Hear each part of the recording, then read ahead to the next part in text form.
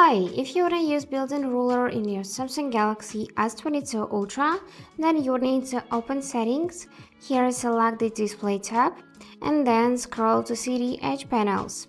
And as a first step, simply enable it by tapping on the switcher, and now you can see this white line on the right side of the screen.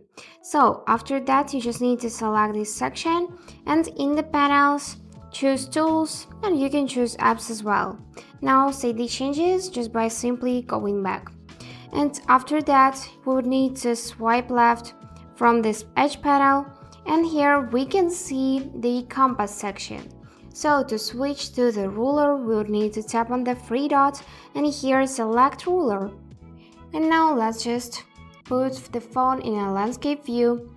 And now you can see the ruler. You can also tap here to see it in the millimeters as well. This ruler is in the centimeters.